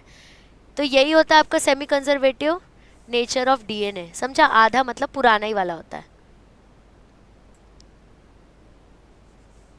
भैया भूत आ गया क्या यहाँ पे? कभी कभी ना स्पूकी लगता है मेरे को, ये डेंजर आदमी है। जो बारिश हो रही है ना आज भैया, सुबह 3:30-2 बजे से कुछ रुक ही नहीं रही है, अब तक कंटिन्यूसली हो रही है, फुल पानी वानी भर गया इधर, मतलब मुंबई का बारिश क्या ही बोलूँ उसका, ठीक है। तो डीएनए रेप्लिकेशन क्या होता है, वो सेमी कंजर्वेटिव होता है, लेकिन ये बात बताई किसने थी, तो वॉटसन एंड क्रिक ने, बट वो लोग ने इसका प्रूफ नहीं दे पाए। क्रिक भैया का दिक्कत ही यही है यार, बहुत चीज़ बोलते हैं लेकिन प्रूफ नहीं दे पाते हैं। तो सेमी कंजर्वेटिव नेचर बोल तो दिया लेकिन प्रूफ तो दो। अब तुम कुछ भी बोल दोगे हम उस पर मानेंगे थोड़ी, तो इसके वजह से और एक्सपेरिमेंट्स हुए, जो एक्सपेरिमेंट्स के वजह से तुम्हें अब एक्सपेरिमेंट्स पढ़ना पड़ रहा है। तो मेसेल्सन एंड स्टाल आए, उन्होंने एक्सपेरिमेंट दिया कि डीएनए रेप्लिकेशन जो होता है ना वो सेमी कंजर्वेटिव नेचर का होता है। उन लोगों ने आके ये प्रॉपर एक्सपेरिमेंट किया और प्रूफ किया उसकी बात को। मतलब पसारा कोई और फैलाए और साफ कोई और करे। अब ये एक्सपेरिमेंट किया किस पे गया था, तो इकोलाई के ऊपर किया गया था 1953 में। ठीक है, ये सब नाम और ईयर ये सब इम्पोर्टेंट होता है। ऐसे पढ़ो कि नीट का भी पेपर दे पाओ यार, छोटा मोटा नहीं पढ़ने का। तो अगर मैं सेमी कंजर्वेटिव मोड का देखूँ बात, तो मैंने आपको मैंने इसको 2 बार, अच्छा ठीक है। तो अब ना मैं मैकेनिज्म और मशीनरी देखती हूँ या एंजाइम्स देखूंगी रेप्लिकेशन का, कि एग्जैक्टली रेप्लिकेशन होता कैसे है। अच्छा ये इसका इधर आ रहा है, ओके। तो अब ध्यान दो, पहले डायग्राम देखेंगे फिर एक्सप्लेनेशन। तो एंजाइम्स हो गए डीएनए रेप्लिकेशन के लिए, कौन से वो देखो। तो हेलिकेज आएगा, वो हमारे डबल हेलिक्स को अनवाइंड करेगा, मतलब ऐसे कॉइल स्ट्रक्चर है और मुझे उसको कॉपी करना है। फॉर एग्जाम्पल मैंने बोला कि ये बुक लो और इसको पूरा कॉपी करके लाओ, प्रिंट करवा के लाओ। तो तुम बंद बुक को डायरेक्ट जेरोक्स मशीन के अंदर डालोगे? नहीं डालोगे, एक एक पन्ने को पलटोगे, जेरोक्स निकालोगे और फिर दोगे, है ना। तो ये आपका पूरा जेरोक्स आएगा प्रॉपरली। तो वो जो हेलिकेज है ना, ये डीएनए के कॉइल्ड स्ट्रक्चर को खोलने में हेल्प करता है। ठीक है, अब इसने खोल दिया। अब बाइंडिंग प्रोटीन्स आएगा कि वो दोनों सेपरेट स्टैंड को एक तरीके से स्टेबल करके रखे, क्योंकि तुमको अगर याद हो डीएनए नेगेटिवली चार्ज था, उसको हम लोगों ने प्रोटीन के थ्रू बांध के स्टेबल किया था। तो अब उसको अगर हमने तोड़ा है तो हमें फिर से स्टेबिलिटी एक्स्ट्रा प्रोवाइड करनी पड़ेगी, नहीं तो हमने जो जेनेटिक मटेरियल को स्टोर करके रखा वो बाहर निकल जाएगा, दिक्कत होगा। फिर उसके बाद में प्राइमेज ऐड किया गया, शॉर्टर प्राइमेर ऐड किया गया अपने टेम्पलेट स्ट्रैंड पे, क्योंकि उसके ऊपर ही हमारा कोडिंग स्ट्रैंड बनेगा, जिसकी वजह से नया रेप्लिकेशन होने वाला है। फिर मैंने डीएनए पॉलीमरेज 3 लिया। अब ये एंजाइम क्या करता है, ये एंजाइम ना खोलने के प्रोसेस को स्पीड अप करता है, बायो एंजाइम है। और डीएनए पॉलीमरेज 1 लिया, जो कि आरएनए प्राइमर को निकालता है और करेक्ट बेस पेयर्स को ऐड ऑन करता है। ठीक है, और लास्ट में हम लेंगे लाइगेज को, जो कि ओकाजाकी फ्रैगमेंट्स को ज्वाइन करता है। ये जो लाइगेज है ना, ये एक तरीके से फेविकॉल होता है, मॉलिक्यूलर फेविकॉल बोलते हैं इसको। ठीक है, ये क्या करता है, अब जब रेप्लिकेशन हो रहा रहता है ना, मतलब ये पर्टिकुलर पार्ट को हटाया, यहाँ पे नया डाला मैंने, तो ये सेमी कंजर्वेटिव नेचर होता है, आधा हटा आधा नया है, तो ब्रेक दिखेगा ना। फॉर एग्जांपल मैंने इसके ऊपर ढक्कन लगा दिया कोई और पेन का, तो एक ब्रेकिंग दिखेगा। तो ये ब्रेकिंग मुझे ना दिखे, इसके वजह से मतलब ये जो ओकाजाकी फ्रैगमेंट है जो कि बहुत ज़्यादा ब्रेक के साथ है, उसको जोड़ने के लिए मैं मॉलिक्यूलर फेविकॉल यानी कि गम लूँगी, जो कि है लाइगेज। तो ये सब कुछ एंजाइम्स यूज़ होंगे, तो ये नाम अपने को याद रखना है। कौन सा हेलिकेज, फिर उसके बाद में बाइंडिंग प्रोटीन्स, फिर उसके बाद में प्राइमेज, फिर डीएनए पॉलीमरेज 3, फिर डीएनए पॉलीमरेज 1, फिर लाइगेज। ठीक है, ये सब चीज़ें, ये कुछ एंजाइम्स है जिसको भूलना नहीं है। अब डीएनए का रेप्लिकेशन 4 का क्या होता है, तो जब रेप्लिकेशन का बात आता है ना, तो डीएनए खुल जाता है। मैंने आप लोगों को कहा था डीएनए सेमी कंजर्वेटिव नेचर का, तो दोनों स्ट्रैंड रेप्लिकेट होता है, तो दोनों खुलता है, वाई शेप में खुलता है। तो ये देखो, ये दिख रहा है, ये लीडिंग स्ट्रैंड है, यहाँ से ये कंटिन्यूस जा रहा है, बट जब वो लैगिंग स्ट्रैंड में आता है ना, तो डिसकंटिन्यूस फॉर्म में जाता है। इसी को तो जोड़ने के लिए लाइगेज चाहिए मुझे, और दिख रहा है आपको वाई शेप का। अब मैं क्यों यहाँ पे स्टेबल करना चाहती हूँ कि ये पूरा का पूरा डीएनए ना टूट जाए, क्योंकि आधा तो मुझे पुराना वाला ही रखना है। तो ये पुराना वाला डीएनए हो गया और ये नया वाला आपका डीएनए बनेगा, इसलिए तो इसको सेमी कंजर्वेटिव बोलते हैं। अब देखो ध्यान दीजिए, मुझे ना ये थोड़ा प्लैंक को इधर घसकाने दो, नहीं तो आज मैं गिरूंगी ही, मेरी आदत है वहां तक जाने की। ठीक है भैया, ध्यान दो, बहुत मस्त चैप्टर है, इतना स्कोरिंग है ना कि ये वीडियो के बाद तुमको कोई डाउट ही नहीं आएगा। एंजाइम्स याद हो गए, हेलिकेज, बाइंडिंग प्रोटीन्स, फिर डीएनए पॉलीमरेज 3, डीएनए पॉलीमरेज 2, फिर आपका लाइगेज आ गया और प्राइमेज आ गया। ठीक है, कितने 6 ही तो है, कुछ याद ही नहीं रखना है इसके अंदर, तो ये बार बार रिपीट करते चलना। इस पॉइंट पे जिसको 6 के 6 एंजाइम्स याद हो चुके ना, तो अभी का टाइम स्टैम्प डालो और लिखो कितने एंजाइम्स होते हैं फॉर डीएनए रेप्लिकेशन। ठीक है, और कौन सा शेप होता है डीएनए रेप्लिकेशन के टाइम पे डीएनए का, और डीएनए का नेचर कौन सा होता है, कंजर्वेटिव या सेमी कंजर्वेटिव, वो लिखना है। ठीक है, तो ओरी और origin of replication is the point where the replication start, मतलब जब डीएनए यहाँ पे जस्ट स्टार्ट ही हुआ होगा, तो वहाँ पे ना एक ओरिजिन का पॉइंट होता है, ओरी उस पॉइंट को बोला जाता है, वहाँ से मेन रेप्लिकेशन स्टार्ट होता है, ओरी या फिर ओरिजिन ऑफ रेप्लिकेशन, ये एक ऐसा पॉइंट है जहाँ पे से रेप्लिकेशन स्टार्ट होता है। So point from where replication starts, ठीक है। तो यूनिट ऑफ डीएनए जिसके पास एक ओरी होता है, ये रेप्लिकेंट प्रेजेंट होता है ना उसके ऊपर, तो उसको मोनो रेप्लिकेंट कंडीशन कहते हैं। अब देखो ध्यान देते जाओ, अगर वन ओरी प्रेजेंट है तो उसको मैं क्या कहूँगी, मोनो रेप्लिकेंट। अगर मोर देन वन प्रेजेंट है तो मैं पॉली कह दूंगी, मल्टी कह दूंगी, दो प्रेजेंट है तो दो कह दूंगी, ठीक है। अब यूकैरियोट्स में एक रेप्लिकेंट से ज़्यादा होगा, क्योंकि यूकैरियोट्स का ज़्यादा डिफाइंड स्ट्रक्चर होता है, तो एक रेप्लिकेंट से ज़्यादा होगा तो मल्टी रेप्लिकॉनिक स्ट्रक्चर है, यहाँ पे कंडीशन होता है एक से ज़्यादा वाला कंडीशन, ठीक है। तो ये यूकैरियोट्स में होता है, ये आ चुका है आपके एमसीक्यू में, इसलिए मैंने इसको हाईलाइट किया। तो जब डीएनए स्ट्रैंड ओपन होता है ना रेप्लिकेशन के टाइम पे, तो वो वाई शेप का फोर्क फॉर्म करता है। वो क्या फॉर्म करता है, वाई शेप का फोर्क। दिख रहा है आप लोगों को यहाँ पे वाई दिख रहा है, तो वैसा शेप का एक फोर्क ओपन करता है। अब जब डीएनए रेप्लिकेशन इन्वॉल्व होता है ना, तो अनजिपिंग होता है कॉम्प्लेक्स डीएनए का, मतलब खोला जाता है उसको, जैसे जिप लगाते हो, जिप ऐसे मतलब खोलते हो और बंद करते हो, वैसा सीन होता है। अब यहाँ पे ध्यान दो, तुम लोग को ना एक एग्जांपल दिखाती हूँ। फॉर एग्जांपल ये पर्स देख लो, मैंने इसको खोला, ठीक है, मैंने इसको खोला। जब मैं इसको खोल रही हूँ ना, ये बहुत स्टक हो गया रे, ये देखो ये कितना स्टिफ हो गया, ये मुड़ भी नहीं रहा है जल्दी। तो ऐसे ही स्ट्रक्चर बन जाता है, इतना अनजिपिंग हो गया इसका, है ना। तो ये वाई स्ट्रक्चर बन गया, ध्यान दो, ये दिख रहा है वाई स्ट्रक्चर बनता हुआ, और ये अनजिपिंग किया। लेकिन जब मैं अनजिपिंग करती हूँ बहुत स्टिफ हो जाता है, तो ये टूटे ना, इसके वजह से हम लोग प्राइमेज ये सब ऐड करते हैं, समझा। तो ये अनजिपिंग हो रहा है यहाँ पे। आई होप यहाँ तक अपने को समझ चुका है। बट एक और आपको बात बता देती हूँ, ये जो रेप्लिकेशन होता है ना, ये एनर्जेटिकली बहुत ज़्यादा एक्सपेंसिव है। इसके वजह से रेप्लिकेशन एकदम हायर ऑर्गेनिजम्स में बहुत क्विकली होता है, ठीक है, और अलग लेवल पे प्रेजेंट होता है। अब अगर हम आगे देखेंगे सेंट्रल डॉगमा ऑफ इसके मॉलिक्यूलर बायोलॉजी के बारे में, तो क्या होता है यार सेंट्रल डॉगमा। तो देखो डीएनए है, डीएनए आरएनए में खुद को कन्वर्ट करता है, क्योंकि सेल के बाहर नहीं आ सकता, न्यूक्लियस के बाहर नहीं आ सकता, सॉरी। अब उसके बाद में आरएनए प्रोटीन में कन्वर्ट करता है, और बाद में वो पॉलीपेप्टाइड चेन बन जाता है। This is central dogma of molecular biology, इसमें कोई दिक्कत नहीं है। अब प्रोटीन सिंथेसिस देखते हैं। प्रोटीन सिंथेसिस है क्या भैया, तो प्रोटीन सिंथेसिस के अंदर ना 3 स्टेप्स आते हैं, यानी कि ट्रांसक्रिप्शन, ट्रांसलेशन, ट्रांसलोकेशन। ट्रांसक्रिप्शन में होता क्या है ना, वो देखो। ट्रांसक्रिप्शन में अब एक सेल प्रेजेंट है, ठीक है, चलो ये तो होता ही रहेगा, मैं इसमें आप लोगों को एक बताती हूँ।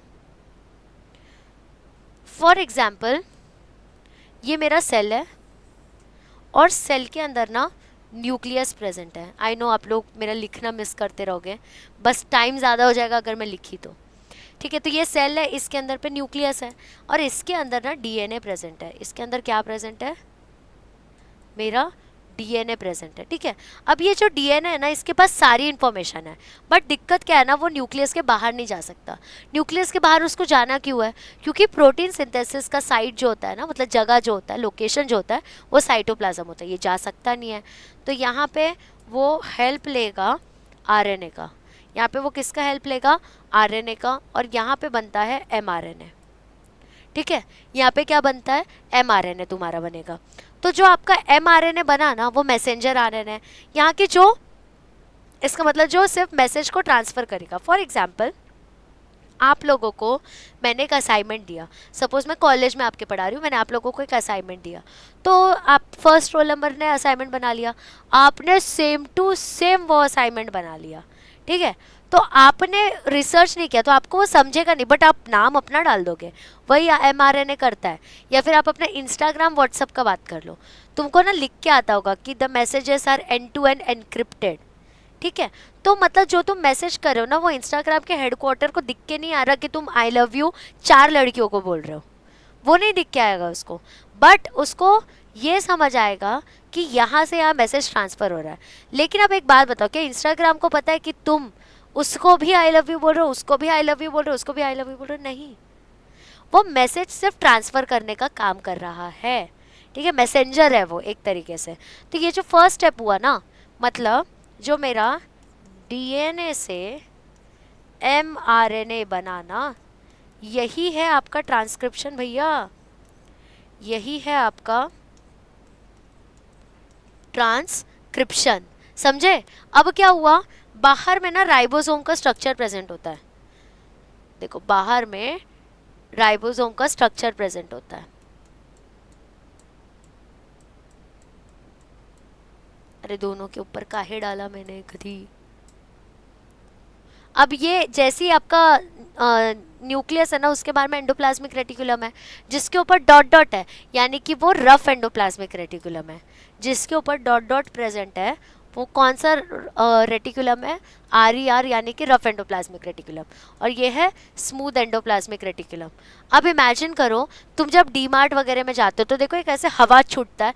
इमेजिन करो तुम डीमार्ट से बाहर जा रहे हो और वो हवा के अंदर ना ग्लिटर है, तो वो ग्लिटर तुम्हारे पूरे शरीर पे चिपक जाएगा।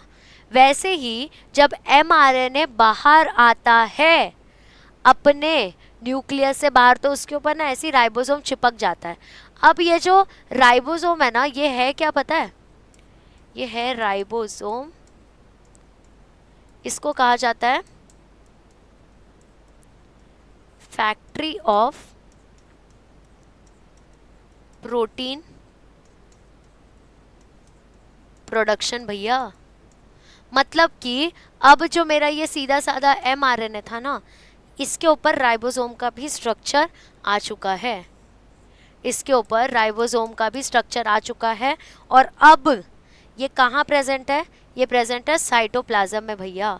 तो ये हो गया आपका राइबोसोम का स्ट्रक्चर। ठीक है, अब ना ये पूरे जगह पे ना सस्पेंडेडली प्रेजेंट होते हैं, मतलब ऐसे रैंडमली प्रेजेंट होते हैं अमीनो एसिड। और आपको पता है अमीनो एसिड जो है ना वो कोड करता है एक एक प्रोटीन के लिए, क्योंकि प्रोटीन क्या है? Polypeptide chain of amino acid. यानी कि अगर मैं फूलों का माला बनाऊं तो एक एक फूल जो है ना, अगर अमीनो एसिड का और उसका मैं माला बनाऊं तो प्रोटीन का माला हुआ। समझा? तो अब इसके ऊपर आ गया तो ना ये केस में क्या होगा, tRNA आएगा। क्या होगा यहाँ पे? tRNA आएगा। tRNA का कलर अलग करती हूँ, समझेगा नहीं। तो अब यहाँ पे ना अपना tRNA का रोल आएगा। tRNA जो होता है ना वो जाके ये अमीनो एसिड को पकड़ के लेके आता है। बट अब दिक्कत क्या है, उसको कैसे पता चलेगा कि इधर ही आके रखना है? तो ना ये ट्रिपलेट कोडॉन के फॉर्म में होता है। ये किस फॉर्म में होता है? ये ट्रिपलेट कोडॉन के फॉर्म में होता है। अगर मैं एक न्यूक्लियोटाइड बेस पेयर को कोडॉन बोल रही हूँ तो ये तीनों को साथ में मैं ट्रिपलेट कोडॉन ही बोलूँगी। और ये जो tRNA होता है ना वो बराबर उसी ट्रिपलेट कोडॉन के ऊपर बैठता है। क्यों बैठ रहा है ना? फॉर एग्जाम्पल यहाँ पे लिखा है AT कहाँ से आएगा बहन? AUC, क्योंकि RNA है, लॉजिक। तो इसके ऊपर क्या होगा पता है? यहाँ पे U होगा, यहाँ पे A होगा और यहाँ पे G होगा। तो बराबर अपोजिट जो रहते हैं उसी के साथ बॉन्ड करते हैं वो लोग, वहाँ पे जाके बैठता है।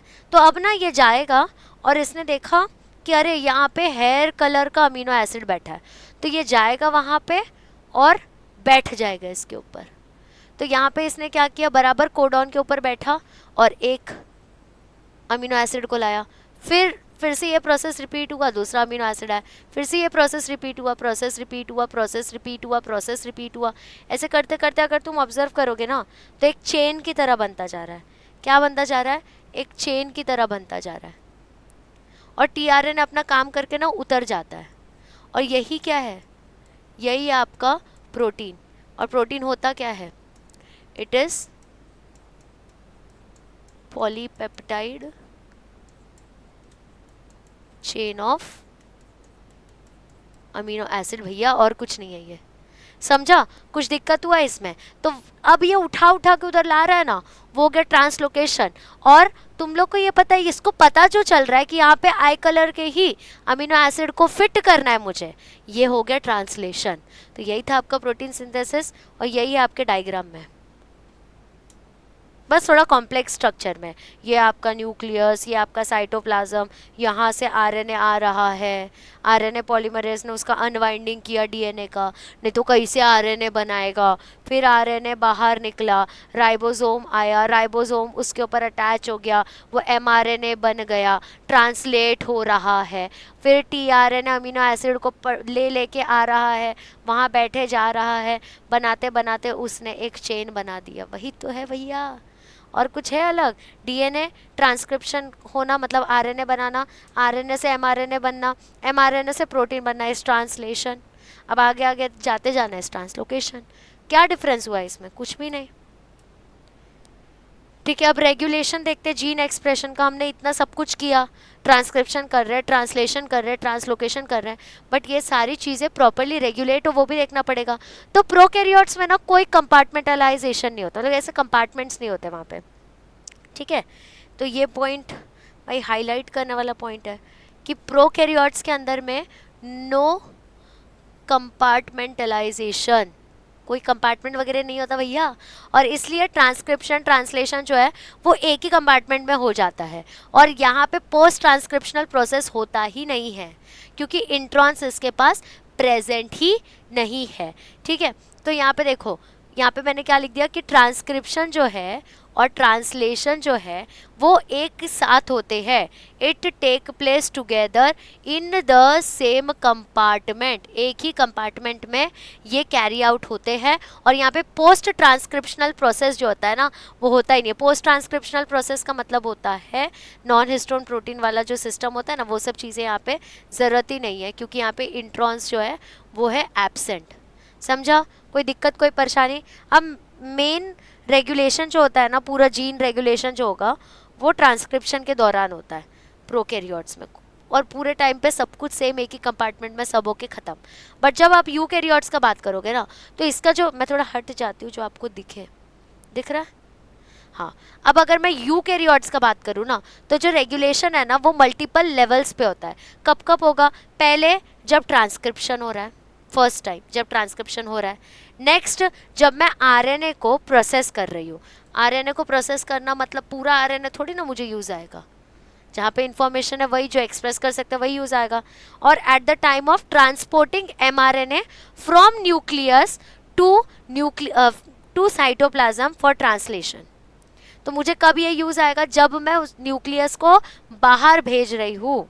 ठीक है, जब मैं न्यूक्लियस को बाहर ट्रांसफ़र कर रही हूँ तब मुझे यूज़ आएगा जीन रेगुलेशन का।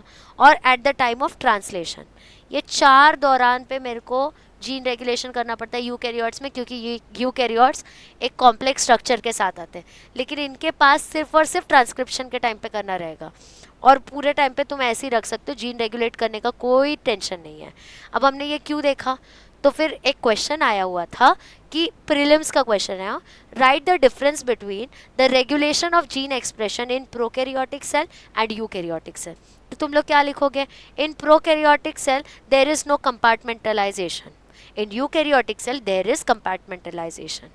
इन prokaryotic cell introns are absent, in eukaryotic cell introns are present. In prokaryotic cell only during transcription the gene regulation is conducted, but in eukaryotic cell there are you can say 4 places at multiple levels this gene regulation is conducted. जैसे कि during transcription, लिख दो during transcription, during processing of RNA, when RNA is getting transformed from nucleus to cytoplasm, और last में translation के time पे। तो ये क्वेश्चन आया था, तो तुम लोग कंफ्यूज नहीं हो, इसलिए ये भी हम लोगों ने अब सीख लिया है। अब देखो ह्यूमन जीनोम प्रोजेक्ट के बारे में अभी ज़्यादा नहीं बाकी है, एक ह्यूमन जीनोम प्रोजेक्ट बाकी है और इसके बाद में सिर्फ एक डीएनए फिंगरप्रिंटिंग बाकी है, फिर अपना पूरा चैप्टर ख़त्म। कितना टाइम लगा अपने को? वेरी गुड, मैंने कहा था ना 1 आवर के अप्रॉक्स में हो जाएगा ये चैप्टर, कोई दिक्कत ही नहीं है। तो ह्यूमन जीनोम प्रोजेक्ट HGP ये बहुत ज़्यादा कॉस्टली प्रोजेक्ट था। अब इसमें करना क्या था? जीनोम जो है ना वो एंटायर डीएनए, अब देखो यहाँ ध्यान देते जाओ, genome is entire DNA in haploid set of chromosome, मतलब 4-4 के सेट में अगर मैं डालते जाऊँ तो उस तरीके से मैं जीनोम को फाइंड करना चाहती हूँ। करना क्यों है? तो देखो HGP में टोटल 24 क्रोमोसोम को स्टडी किया गया, यानी कि जिसके अंदर 22 ऑटोसोम्स हैं सब में कॉमन और 2 सेक्स क्रोमोसोम है, XX या XY। ठीक है, 2 सेक्स क्रोमोसोम जो सब में कॉमन। अब आप लोगों को एक मस्त बात बताती हूँ, एक सिंगल सेल में इतने ज़्यादा क्रोमोसोम्स प्रेजेंट है, इतना ज़्यादा डेटा है कि आपको ना 3500 बुक्स लगेंगी, 1000 पेजेस की अगर आपको ये पूरा डेटा को स्टोर करना है अपने खुद के सेल के, मतलब समझ रहे हो, मेरा एक सेल के अंदर जो डेटा है ना, उसको अगर मुझे स्टोर करना है, एक सेल, लिटरली वन सेल, वो पूरे सेल के डेटा को अगर मुझे स्टोर करना है तो मुझे 3500 पेजेस, सॉरी 500 बुक्स लगेंगे, जिनकी हर पेजेस की बुक जो है वो 1000 पेजेस की होनी चाहिए। इतना ज़्यादा इंफॉर्मेशन एक सेल में होता है। तो एचजीपी का क्या मोटिव था? मोटिव देखो क्या था, उनको आइडेंटिफाई करना था approximately 20,000 to 25,000 genes in human DNA. इतना चीज़ें उनको पता करनी थी। क्यों पता करनी थी? मैंने काम करती हूँ ग्रीन से करती हूँ, इसमें दिख के आना चाहिए ना, कि उनको पता रहे, अवेयरनेस रहे कि कितना जीन्स है, क्या इन्फॉर्मेशन, और ये इन्फॉर्मेशन हम कभी लूज ना करें। ठीक है, now to determine the sequence of 3 billion chemical based pair that make up human DNA. उनको ये पता करना था कि सीक्वेंस क्या है 3 बिलियन बेस पेयर्स का, जिसके वजह से डीएनए बनता है। तो यहाँ पे 3 बिलियन केमिकल बेस पेयर्स के बारे में उसको पता करना था। फिर देख लो, उसको इस इंफॉर्मेशन का डेटाबेस में स्टोर करना था, इम्प्रूव करने थे टूल्स को डेटा एनालिसिस के लिए, और ट्रांसफ़र करना था related technologies to other sector such as industries.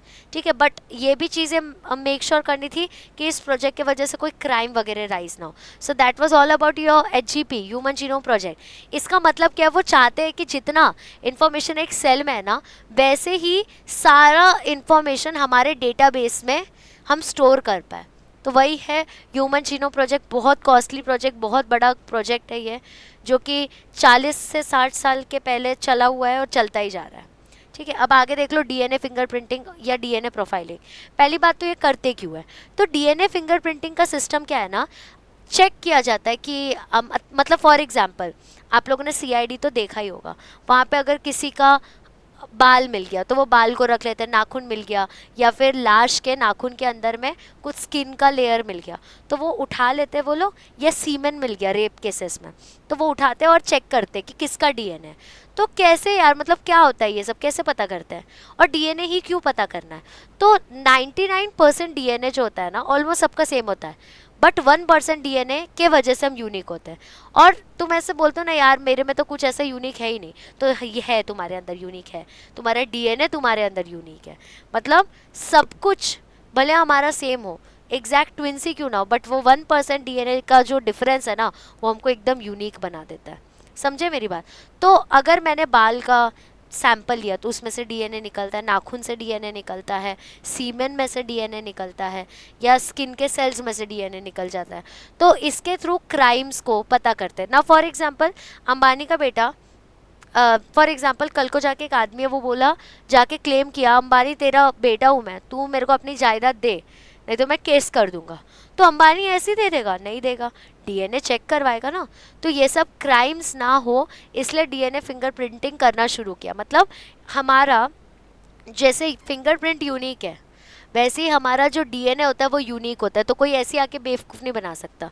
अब ये करते कैसे? तो पहले ब्लड सैंपल लेते हैं, फिर डीएनए को एक्सट्रैक्ट किया जाता है उस ब्लड के सेल में से, फिर डीएनए को फ्रेगमेंट्स में कट किया जाता है एक रेस्ट्रिक्टेड एंजाइम के थ्रू, फिर डीएनए फ्रेगमेंट्स को सेपरेट किया जाता है इलेक्ट्रोफोरेसिस के थ्रू अगारोस जेल में। ठीक है, अब उस बैंड पैटर्न को जेल में ट्रांसफॉर्म किया जाता है। अब वो रेडियो एक्टिव डीएनए जो है ना, वो क्रिएट करते हैं। रेडियो एक्टिव डीएनए क्यों क्रिएट करते हैं? सो दैट हमको एक इमेज क्रिएट हो पाए। फिर डीएनए प्रोब को बाइंड किया जाता है स्पेसिफिक डीएनए सीक्वेंस में, जब मतलब बेसिकली उसके मेम्ब्रेन के ऊपर स्पेसिफिक डीएनए सीक्वेंस पे बाइंड किया जाता है। फिर एक्सेस डीएनए जो होता है ना, उसको हम लोग वॉश ऑफ कर देते हैं। प्रोब मतलब जो रेसिड्यू है उसको हम वॉश ऑफ कर देंगे क्योंकि उसका हमको ज़रूरत नहीं है। फिर जो रेडियो एक्टिव प्रोब है ना, उसको डीएनए से बाइंड करते हैं and pattern in the DNA pattern in the membrane, मतलब वो मेम्ब्रेन में मैंने डीएनए पैटर्न को डाला और वो रेडियो एक्टिव प्रोब को डाला, और जो एक्सेस था उसको मैंने रिमूव कर दिया। ठीक है, फिर मैंने क्या किया, नीचे का दिखेगा क्या तुम लोगों को? दिख रहा है? या फिर मैंने एक्सरे फिल्म लिया और उसके ऊपर रख दिया। अब वो एक्सरे फिल्म जो है ना वो डेवलप होता है और वो विजिबल पैटर्न बनाता है, बैंड बनाता है, और वही आपका होता है डीएनए फिंगरप्रिंट। अगर तुमने वहाँ पे रेडियो एक्टिविटी नहीं डाली होती तुमको फिंगरप्रिंटिंग दिखती नहीं। जैसे फिंगरप्रिंट तुम्हारा कैसे एक स्पेसिफिक होता है, वैसे ये डीएनए का फिंगरप्रिंटिंग हो गया। मतलब प्रॉपरली उसका इलेक्ट्रोपोरेसिस करके, रेडियो एक्टिविटी डाल के एक प्रॉपर स्ट्रक्चर पता करना, दैट इज़ डीएनए फिंगरप्रिंटिंग। अब आपको क्वेश्चन क्या आता है कि क्या सिग्निफिकेंस है डीएनए फिंगरप्रिंटिंग का। रेयरली केसेस ऐसे रहेंगे कि आपको बोलेंगे कि स्टेप्स बता दो, बट मैंने आपको बता दिया कि आप लोग मिस्टेक ना करो एग्जाम में, ठीक है। तो आई होप कि आप लोगों को ये चैप्टर समझ चुका है, एंड आई होप आप लोग ये चैप्टर 1 गो में देखते जा रहे हो, आप पीडीएफ्स डाउनलोड कर रहे हो जो भी आपके नोट्स है उसके। अब मेरा क्या आइडिया है आप लोगों के लिए, जैसे मैं हर दिन ना आप लोगों के लिए वन शॉट डाल रही हूँ, ठीक है, तो वो वन शॉट को ऐसे प्रिपेयर करो, उसके थ्रू ऐसे नोट्स बनाओ कि आप क्वेश्चंस भी सॉल्व कर पाओ। इतना अपने को समझ गया। अब you have to make sure जब मैं कुछ क्वेश्चन पूछ रही हूँ पढ़ाते टाइम, तो उस क्वेश्चन को कमेंट में डालो, या आपको कुछ भी डाउट आ रहा है, आपको मुझसे कुछ बात करनी है, तो टेलीग्राम पे आप बात कर सकते हो, आप कमेंट सेक्शन में मुझसे बात कर सकते हो। तो you have to make sure कि आप एक कम्युनिकेशन रखो, ऐसा वन वे कम्युनिकेशन नहीं रखने का, मैं पढ़ाते जा रही हूँ, आप पढ़ते जा रहे हो, आपके डाउट्स मुझे नहीं पता चल रहे। अब जैसे मैं एक एग्जांपल दूंगी अक्षरा का, 12th स्टैंडर्ड की बच्ची है, उसको डाउट आ रहा था कि मैम मैं पढ़ तो रही हूँ लेकिन ना मुझे याद कुछ नहीं रहता। तो द मोमेंट उसका मैसेज आया, आप अभी कमेंट कर भी सकती है, वो देख रही होगी अगर वीडियो, तो मैंने उसको वॉइस नोट में बताया कि कैसे रिवीजन करते हैं, कैसे याद रखा जाए। नाउ उसको बेटर फील हो रहा होगा, है ना। अब वो प्रॉपरली हर क्वेश्चंस का आंसर वगैरह देती है।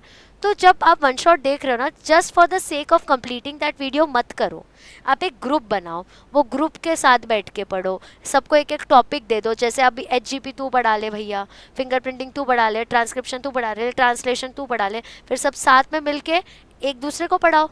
इस टेक्निक से सबका पढ़ाई होगा। या फिर अगर आपको ग्रुप स्टडी नहीं प्रेफर करते हो तो वीडियो जब देख रहे हो ना, तो एकदम कॉन्सेप्चुअल टॉपिक्स को समझो।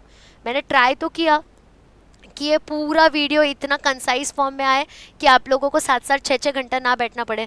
अब अगर तुम बाकी जगह वीडियोस ढूंढने जाओगे तो 5-6 घंटे का है। अब मेरे को एक बात बताओ, एग्जाम के टाइम पे अगर तुम 5-6 घंटे का वन शॉट देखोगे तो तुम पहले क्यों नहीं पढ़ लेते।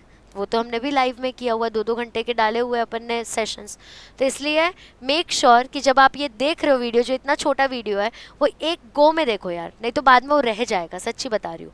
और नोट्स बनाते चलो, कुछ डाउट रहा तो कमेंट करो। एंड आई होप आपको ये वीडियो पसंद आई होगी। अगर वीडियो पसंद आई है तो please like this video, share this video with your friends और सब्सक्राइब करना इस चैनल को। So let's catch up later, bye bye.